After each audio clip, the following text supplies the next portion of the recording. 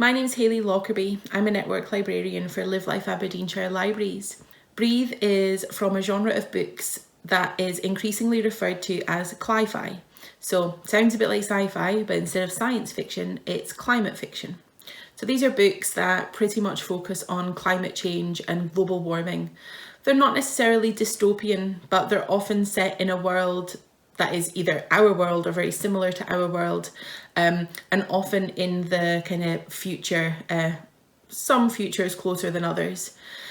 Cli-Fi is, although the terminology is quite new, it's only been around for about 6 or 7 years, the ideas that are represented in it are definitely not. People like J.G. Ballard, who wrote in the 60s, wrote books that would definitely be categorised as Cli-Fi.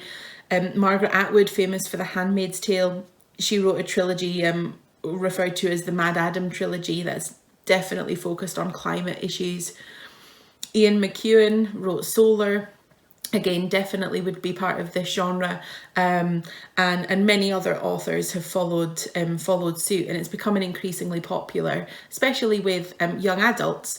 So Breathe is definitely a book that fits into the young adult category, but not limited only to those who are young. I'm certainly someone who really enjoys reading young adult fiction. I feel like it's a collection that should never be overlooked by adult readers.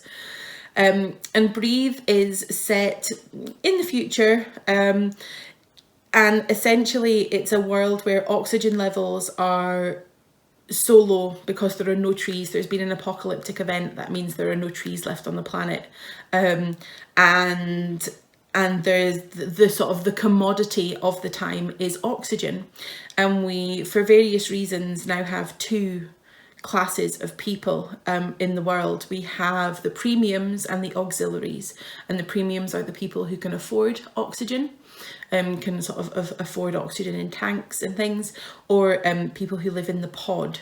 So I've downloaded Breathe onto an app, using an app called Libby, which all of our library borrowers can access for free using their library membership.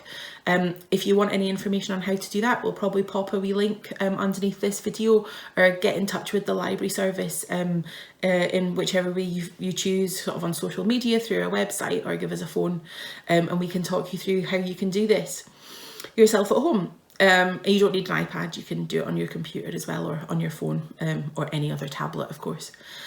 Thanks.